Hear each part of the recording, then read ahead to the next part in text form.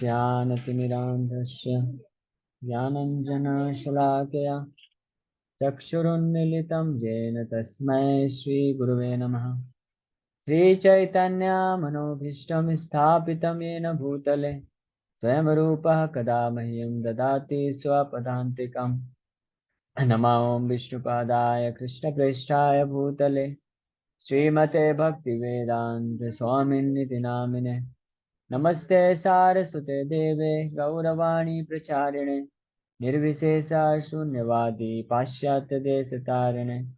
नमो महावदन्याय कृष्णप्रेमप्रदायते कृष्णाय कृष्णचैतन्य नाम्ने गौरतुसे नमः। हे कृष्णा करुणा सिन्धु दीनबन्धु जगत्पते गोपेश गोपिका कान्त राधा कान्त नमस्तुते। तप्त कांचन गौरांगी राधे वृंदावनेश्वरी वृषभानुसुते देवी प्रणमामि हरिप्रिये। वाञ्छाकल्पतरुभ्यश्च कृपा सिन्धुभ्येव च पतितानां पावनेभ्यो वैष्णवेभ्यो नमो नमः। जय श्री कृष्ण चैतन्य प्रभु नित्यानंद श्री अद्वैत गदाधर शिवासादि गौर भक्तवृंद। हरे कृष्णा कृष्णा कृष्णा हरे हरे हरे राम राम राम हरे हरे। हरे कृष्णा।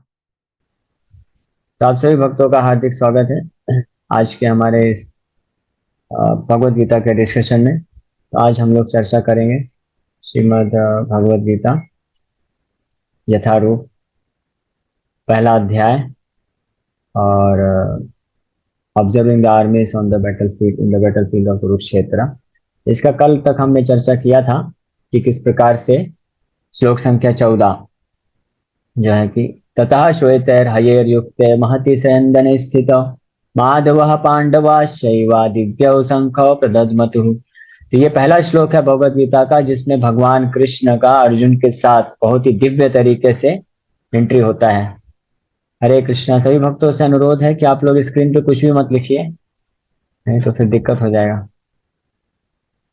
तो ये है श्लोक जिसमें भगवान कृष्ण और अर्जुन के साथ एंट्री करते हैं और वो एंट्री भी बहुत ही जोरदार है। जैसा कि हम लोग हिंदी मूवी में आप देखते हैं कि हीरो जब विकट परिस्थिति होती है तो हीरो किस प्रकार से एंट्री करता है, तो इस प्रकार से भगवान कृष्ण और अर्जुन का एंट्री हो रहा है। और एंट्री करते ही वो लोग दोनों जो है दिव्य शंख का नाद कर रहे हैं, दिव्य शंख की ध्वनि के द्वारा नाद बजा रहे हैं। इस तरह से एंट्री किया है और एंट्री में ही ये प्रेडिक्शन किया गया है इस श्लोक के माध्यम से कि संजय प्रेडिक्शन कर रहे हैं, भविष्यवाणी कर रहे हैं कि माधव पांडवा शैवा कि माधव जयस्तु पांडुपुत्राणाम येषां पक्षे जनार्दना। विजय विजय तो पांडु पुत्रों की यानी पांडवों की ही होने वाली है जिसके पक्ष में स्वयं भगवान जनार्दन या माधव लक्ष्मीपति उपस्थित हैं।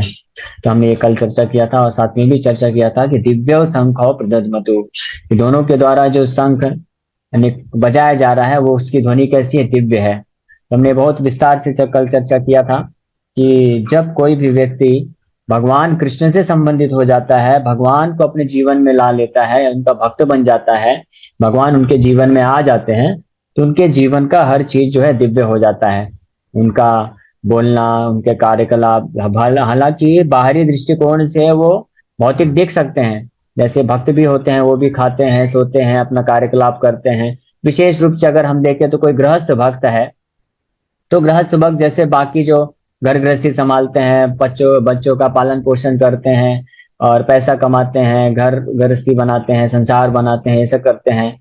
तो उस प्रकार से जो गृहस्थ भक्त होता है, जो भगवान का भक्त है, वो भी वैसा ही नजर आता है, दिखने में ऐसा ही लगता है, लेकिन वो पूरी तरह से अलग है। जिस प्रकार से यहाँ पे अर्जुन भी दिख रहा है कि अर्जुन भी युद्ध करने की इच्छा से आए हैं, अर्जुन भी बाण चला रहे हैं, अर्जुन भी क्रोधित हो रहे हैं, अर्जुन भी शंख बजा रहे हैं, लेकिन दिखने में साधारण दिखता है बाहरी लोगों को, भौतिकवादी लोगों को, लेकिन उसकी जो गुणवत्ता होती है वो कैसी होती है, आध्यात्मिक होती है, दिव्य होती है। और ऐसी दिव्य स्थिति किसके कारण होती है, क्योंकि उनके जीवन में भगवान कृष्ण आते हैं, भगवान कृष्ण को अपने जीवन में वो बुलाते हैं, भगवान कृष्ण के लिए करते हैं, इसलिए इस दिव्य अवस्था को प्राप्त करते हैं। और यही क्वालिफिकेशन बनता है, यही योग्यता बनता है कि कोई व्यक्ति इस दिव्य अवस्था में रहते हुए जब इस संसार को छोड़ता है तो वो अल्टीमेट डेस्टिनेशन को प्राप्त कर लेता है। तो इस ये श्लोक में हमने कल इस प्रकार से चर्चा किया था कि किस प्रकार से दिव्य अवस्था को वो भक्त प्राप्त करता है। फिर अब आगे के श्लोक में इस तरह से पांडवों की तरफ से जब शंखनाद हो गया तो पांडवों की तरफ से भगवान कृष्ण और अर्जुन ने सब सर्वप्रथम शंख बजाए और उनके शंखों का वर्णन किया जा रहा है। फिर उनके पीछे पीछे बाकी अन्य जो पांडु पुत्र हैं, युधिष्ठिर महाराज, भीम, नकुल, सहदेव और अन्य महान योद्धा लोग, ये लोग भी पीछे से वो शंखनाद करते हैं। तो उसका वर्णन एक दो श्लोक में किया जाएगा। पांचजन्यम ऋषिकेशो देवदत्तम धनंजय पौंड्रम दद्म महाशंखम भीमकर्मा प्रकोदरः। Translation: Lord Krishna blew his conch shell called Panchajanya. Arjuna blew his Devadatta, and Bhima, the ferocious eater and performer of Herculean tasks, blew his terrific conch shell called Poundra. इस श्लोक में बताया जा रहा है पांचजन्यम ऋषिकेश, भगवान ऋषिकेश, भगवान कृष्ण का एक नाम, यहाँ पे दूसरा नाम आ रहा है 14 नंबर श्लोक में। संजय जो नाम संबोधित करते हैं भगवान के, माधवा पांडवा शैवा, भगवान कृष्ण को माधव नाम से संबोधित करके ये सूचित करना चाहते थे कि माधव लक्ष्मीपति आ गए हैं और निश्चित रूप से पांडवों की विजय होगी। अब इस श्लोक में फिर से जब वो बता रहे हैं कि भगवान कृष्ण पांचजन्य नामक शंख बजाए, तो पांचजन्यम ऋषिकेशो, ऋषिकेश भी भगवान कृष्ण का एक नाम है जिसका अर्थ है ऋषिक प्लस ईश। ऋषिक मतलब होता है इंद्रियां और ईश मतलब होता है कंट्रोलर या डायरेक्टर। तो भगवान कृष्ण का एक नाम है जो अपने भक्तों के इंद्रियों को कंट्रोल करते हैं, नियंत्रित करते हैं, डायरेक्ट करते हैं या निर्देश देते हैं या संभाल के रखते हैं, इसलिए उनका एक नाम होता है ऋषिकेश। तो भगवान कृष्ण जो है वो केवल भक्तों के इंद्रियों को कंट्रोल नहीं करते हैं, वो जो अभक्त हैं उनकी भी इंद्रियों को कंट्रोल करते हैं। इस संसार के हर व्यक्ति की इंद्रियों को भगवान ही कंट्रोल करते हैं, लेकिन विशेष रूप से क्योंकि जो भक्त होते हैं वो अपने जीवन की डोर भगवान के हाथ में दे देते हैं, है ना। वो भक्त लोग जो होते हैं बोलते हैं कृष्ण को, दीन बंधु दीनानाथ मेरी डोरी तेरे हाथ।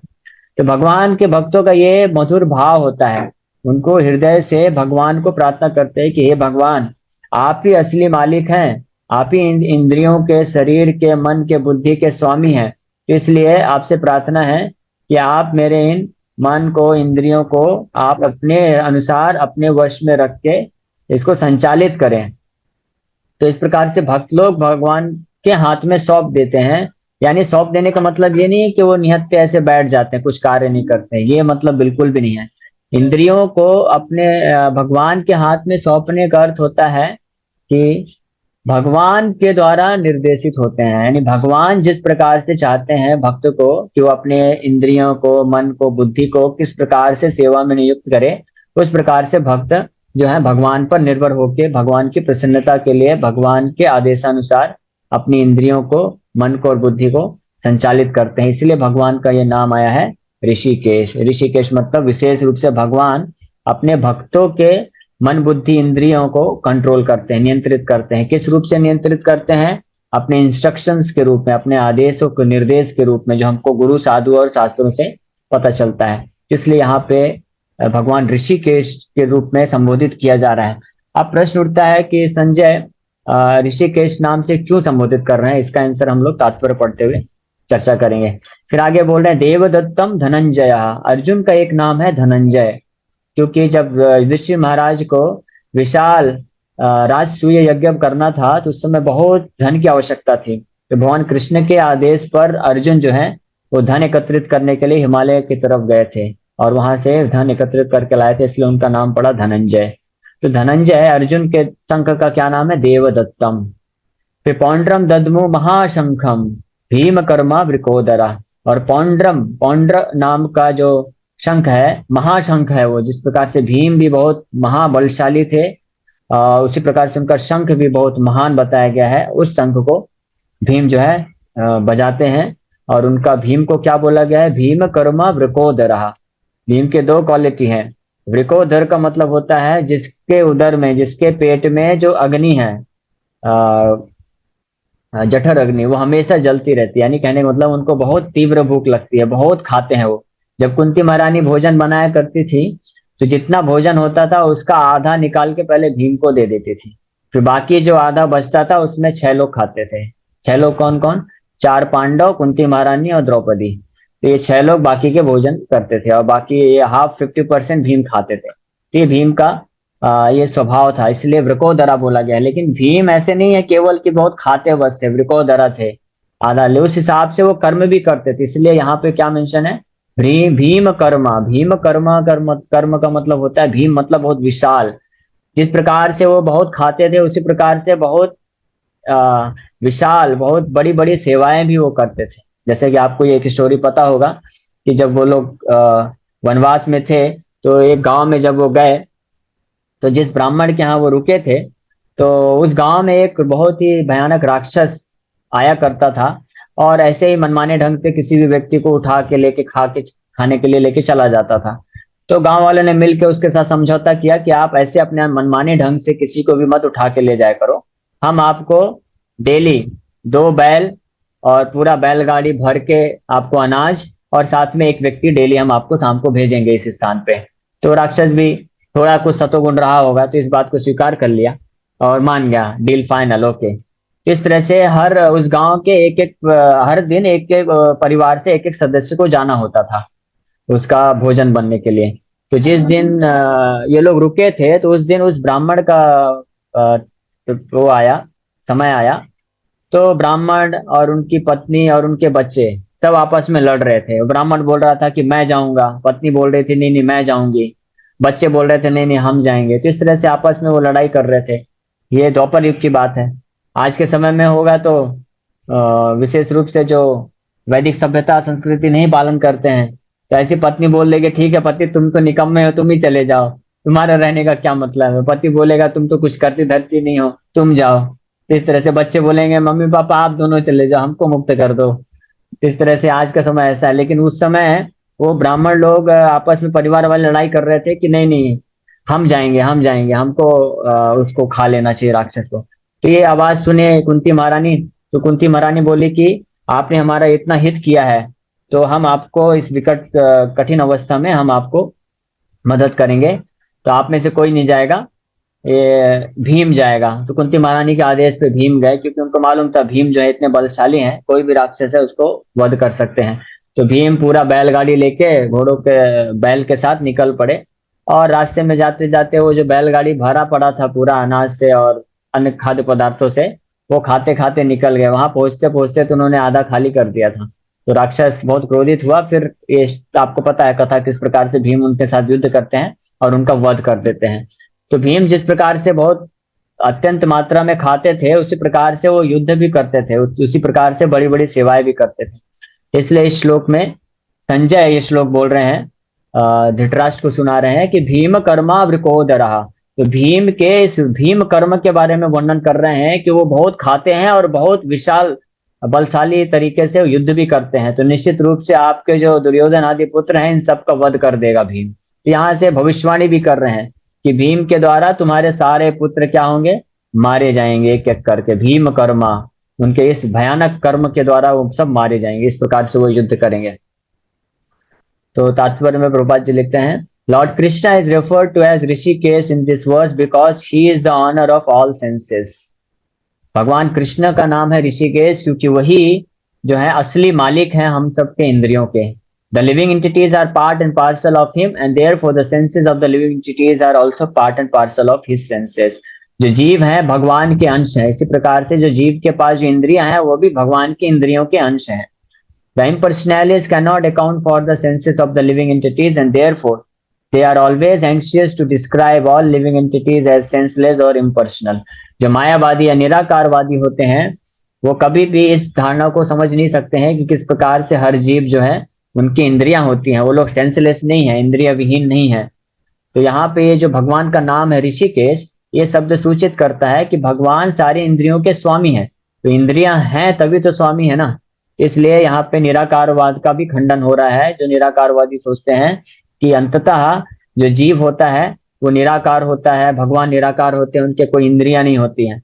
और अगर इंद्रियां नहीं होती हैं, निराकार ही होते हैं, तो भगवान कृष्ण का नाम ऋषिकेश क्यों है? क्योंकि भगवान का कोई भी नाम है, भगवान के ऐसे हजारों करोड़ों करोड़ों नाम है, गोविंद, माधव, दामोदर, मुरलीधर, गिरिधारी, कृष्णा और ऋषिकेश, माधव, ये सब जो नाम है भगवान के, ये इटर्नल नाम है, सनातन नाम है, हमेशा रहते हैं ये नाम। यानी भगवान ऋषिकेश, जिसका अर्थ है कि इंद्रियों के स्वामी, तो हमेशा इंद्रियों के स्वामी रहते हैं। इसका मतलब इंद्रियां भी हमेशा रहती है ना, जीव के अंदर हमेशा इंद्रियां रहती हैं। इसका मतलब है कि भगवान और जीव, यानी भगवान और भक्त, कोई भी निराकार वस्तु नहीं है, वो सब व्यक्ति हैं और उनके बीच में बहुत ही घनिष्ठता का संबंध होता है। उसके माध्यम से वो रस की अनुभूति करते हैं, दिव्य आनंद की अनुभूति करते हैं। यहाँ से निराकारवाद का भी खंडन हो रहा है। The lord situated in the hearts of all living entities directs their senses, but he directs in terms of the surrender of the living entity, and in case of a pure devotee he directly controls the senses. Here on the battlefield of Kurukshetra, the Lord directly controls the transcendental senses of Arjuna, and thus his particular name of Rishikesh. The Lord has different names according to his different activities. तो भगवान जो है हर किसी के हृदय में उपस्थित होके उनके इंद्रियों को डायरेक्ट करते हैं, कंट्रोल करते हैं। लेकिन भगवान ये किस मात्रा में करते हैं? जिस मात्रा में कोई जीव जो है उनको समर्पण करता है, समर्पित करता है, उस मात्रा में भगवान उसके इंद्रियों का कंट्रोल लेके उसको सही तरीके से मार्गदर्शन करते हैं। जो शुद्ध भक्त होता है भगवान का, जैसे यहाँ पे अर्जुन है, तो अर्जुन जैसे शुद्ध भक्त के केस में भगवान पूरी तरह से उनके इंद्रियों को कंट्रोल करते हैं और प्रॉपर तरीके से डायरेक्ट करते हैं, ताकि वो जो सही डेस्टिनेशन है भगवान की शुद्ध भक्ति को प्राप्त कर सके बड़ी आसानी से। इस प्रकार से भगवान के अनेकों अनेकों नाम होते हैं उनके अलग अलग कार्यकलापों के द्वारा। जैसे एग्जाम्पल दिया गया है, his name is Madhusudan because he killed the demon of the name Madhu. His name is Govinda because he gives pleasure to the cows and the senses. His name is Vasudev because he appeared as the son of Vasudev. His name is Devaki Nandan because he accepted Devaki as his mother.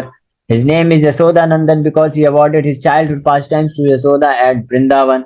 His name is Parthasarathi because he worked as charioteer of his friend Arjuna. Similarly, his name is Rishikesh because he gave direction to Arjuna on the battlefield of Kurukshetra.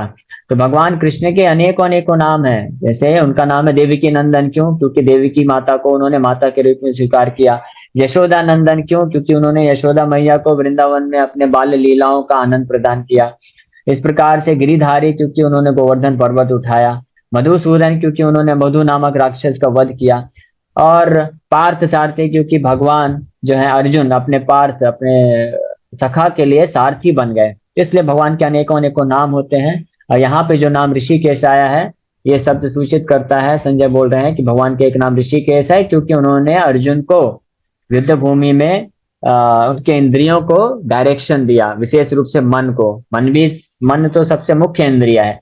तो मन जब अर्जुन का विचलित हो रहा था, भ्रमित हो रहा था, चिंता में था, शोक में था, दुखी था, एंग्जाइटी में, कुछ कर नहीं पा रहा था, कंफ्यूजन था, तो ऐसी अवस्था में भगवान कृष्ण ने अर्जुन को प्रॉपर ज्ञान, भगवत गीता का उपदेश सुना करके मन रूपी इंद्रियों को प्रॉपर डायरेक्शन दिए। इसलिए भगवान को यहाँ पे नाम ऋषिकेश बोल रहे हैं। तो ऋषिकेश शब्द सूचित करता है, ऋषिकेश नाम से संबोधित कर रहे हैं। अभी ये देखिए भगवत गीता का पहला अध्याय का 15वां श्लोक है। इसमें अभी तक गीता स्टार्ट नहीं हुई है, लेकिन भूमिका चल रही है। तो संजय धृतराष्ट्र को बता रहे हैं कि अर्जुन क्योंकि भगवान को अभी आगे चल के समर्पण कर देंगे पूरी तरह से, तो भगवान उनकी इंद्रियों को पूर्ण रूप से नियंत्रण में लेके विशेष रूप से उसके मन और बुद्धि को डायरेक्शन देंगे। और उस डायरेक्शन को प्राप्त करके अर्जुन जब युद्ध करेगा तो तुम्हारे जितने भी दुष्ट अधर्मी पुत्र हैं वो सबका वध हो जाएगा। इस प्रकार से भविष्यवाणी कर रहे हैं यहाँ पे संजय कि निश्चित रूप में भगवान अपना जो भूमिका है ऋषिकेश के रूप में उसको बहुत ही परफेक्ट तरीके से निभाने वाले हैं और अर्जुन को प्रॉपर गाइडेंस देके, डायरेक्शन देके वो इस युद्ध में पांडवों को विजयी बना देंगे। फिर आगे, Arjuna is referred to as Dhananjaya in this verse because he helped his elder brother in fetching wealth when it was required by the king to make expenditures for different sacrifices. जैसा कि मैं बताया कि अर्जुन ने मदद किया था युधिष्ठिर महाराज को बहुत सारा धन एकत्रित करने के लिए, यज्ञ करने के लिए, इसलिए उनका नाम पड़ा Dhananjay. Similarly, Bhima is known as Vikodara because he could eat as voraciously as he could perform Herculean tasks such as killing the demon Hindimba. So the particular types of counsel blown by different personalities on the side of the Pandavas, beginning with the lords, were all very encouraging to the fighting soldiers. On the other side, there were no such credits, not the presence of Lord Krishna, the supreme director, nor that of the goddess of fortune. So they were predestined to lose the battle, and that was the message announced by the sounds of the conch shells. तो ये संदेश इन दो तीन श्लोकों में जा रहा है जब शंखनाद किया जा रहा है पांडवों के द्वारा, और उनके द्वारा जो शंखनाद किया गया, इनमें जो तुलनात्मक यहाँ पे अध्ययन कर रहे हैं संजय, तो ये बता रहे हैं कि पांडवों की तरफ से जो शंखनाद किया जा रहा है उसमें क्या विशेषता है। वहां पे ये सूचित होता है कि भगवान वहां पे उपस्थित हैं, और जहाँ पे भगवान है उनकी पत्नी लक्ष्मी माता भी वहां पे उपस्थित है, और भगवान स्वयं उपदेश देने के लिए ऋषिकेश के रूप में वहां पे उपस्थित है। इसलिए तो पांडवों का निश्चित रूप में विजय होने वाला है यहाँ पे। और ये जो दिव्य दिव्य शंख और प्रदत्मतु, ये शब्द भी यही सूचित करता है कि पांडव यहाँ पे विजयी होंगे। आगे आने वाले दो तीन श्लोक में हम ये चर्चा देखेंगे, हम ये पाएंगे कि किस प्रकार से जो भीष्म पितामह द्रोणाचार्य और कौरवों ने जो शंख बजाया था उसका कोई भी इफेक्ट प्रभाव पांडवों पे नहीं पड़ा, लेकिन पांडवों के शंख का प्रभाव, की ध्वनि का जो प्रभाव है, वो दुर्योधन के पुत्र, धृतराष्ट्र के पुत्र यानी कौरवों में बहुत ही भयभीत स्थिति, गंभीर स्थिति उत्पन्न करने वाला ध्वनि प्रकट करता है। तो आगे के श्लोकों में देखा जाएगा। हरे कृष्णा। आप सभी भक्तों का हार्दिक धन्यवाद, बहुत बहुत धन्यवाद है कि आप लोग ध्यान पूर्वक श्रवण किए। आप में से किसी भक्त का कोई प्रश्न है तो पूछ सकते हैं। हरे कृष्णा। हरे कृष्णा प्रभु जी। हरे कृष्णा जी। जो मैंने पूछा था, अभी सब लोग देवी जी की बड़ी तैयारी कर रहे हैं। तो हमने सुना है कई बार प्रमाणिक आचार्यों से कि जब देवी जी प्रसन्न होती तब गणेश जी की पूजा करता है, जब गणेश जी प्रसन्न होते तो कोई शंकर जी पूजा में जाता है, जब शंकर जी पूजा खुश होते हैं शंकर जी तो फिर विष्णु पूजा, विष्णु माने रामकृष्ण पूजा में जाता है। तो देवी जी की सेवा पूजा आरती का उद्देश्य क्या होना चाहिए, कैसे क्या करना चाहिए? आज खूब पूरे ऑल इंडिया में आप जानते हैं देवी जी की आराधना सेवा, थोड़ा सा इसमें समझ। तो ये सत्य बात है कि जो भगवान के किसी भी भक्त का आश्रय लेता है और उनका सेवा पूजा आराधना करता है और निस्वार्थ भाव से करेगा तो उनकी कृपा से वो भगवान की भक्ति प्राप्त करता है। ऐसे बहुत सारे उदाहरण हैं इतिहास में भी और आज के समय में भी, जो भगवान शिव का या दुर्गा माता का, गणपति का, किन्हीं का भी पूजा किए हैं, और अगर उनका पूजा निस्वार्थ भाव से रहा है तो उन्होंने ही उनको गुरु के रूप में उनको मार्गदर्शन करके भगवान कृष्ण, भगवान राम की भक्ति प्रदान करते हैं। तो ये निश्चित रूप में ये पाया गया है। जैसे एक उदाहरण के तौर पे एक बहुत महान भक्त था चंडी माता का। तो चंडी माता का बहुत अच्छे से भक्ति करता था, सेवा पूजा करता था, लेकिन वो कुछ मांगता नहीं था। प्रायः ये पाया जाता है कि जब कोई देवी का या भगवान शिव का पूजा करता है तो उसके हृदय में कुछ न कुछ भौतिक इच्छाएं होती हैं, उन इच्छाओं की पूर्ति के लिए उनका पूजा पाठ करता है। तो भगवान शिव तो आशुतोष हैं और उनकी जो देवी हैं दुर्गा देवी, तो वो भी अपने पति का उदाहरण मानते हुए वो भी बड़े आसानी से भक्तों के ऊपर कृपा करती हैं। तो भगवान शिव और देवी दोनों ही जब उनका कोई पूजा करता है और कुछ भौतिक इच्छा, अपना पूरा लिस्ट लेके जाता है कि मुझे ये धन चाहिए, ये चाहिए, वो चाहिए, उनके पास दे देता है, तो बड़े आसानी से उसको दे देते हैं, है ना। लेकिन वो लेके वो संतुष्ट हो जाता है, फिर वहीं पे उसका डील खत्म हो जाता है। ये तो एक बिजनेस हो गया। लेकिन ऐसा कोई भक्त होता है जो कुछ मांगता नहीं है, तब उनको भगवान शिव या देवी जो है उनको फिर भगवान कृष्ण का मंत्र देते हैं, उनको भक्ति सिखाते हैं। जैसे एक भक्त हुआ गोप कुमार करके, मैं बता रहा था, तो दुर्गा देवी स्वयं उनके सपने में प्रकट होती हैं और उनको बोलती हैं कि कृष्ण गोपाल मंत्र, गायत्री मंत्र देती हैं और बोलती हैं इसका जप करो, इस मंत्र का जप करो, तुम निश्चित रूप में मेरे आराध्य देव, इष्ट देव को तुम प्राप्त कर पाओगे। तो ये हम इसलिए सभी देवी देवताओं का पूजा कर सकते हैं, लेकिन हमारे हृदय में भावना यही होना चाहिए कि हम उनकी कृपा प्राप्त करें और उनकी कृपा से हम भगवान की भक्ति को प्राप्त कर सकें। ठीक है, हरे कृष्ण। तो जी कई बार लोग, जैसे अभी हम फोन करते हैं किसी को तो कोई फोन से बात कर रहा है, और कई बार लोग सुनते हैं कि वही कथा सुनने की क्या जरूरत है, कथा है सुन लिया, कभी सुन लेंगे इधर उधर। बट कथा में कई बार लोग ध्यान क्यों नहीं दे पाते हैं, मतलब जितना अटेंटिवली सुनना चाहिए।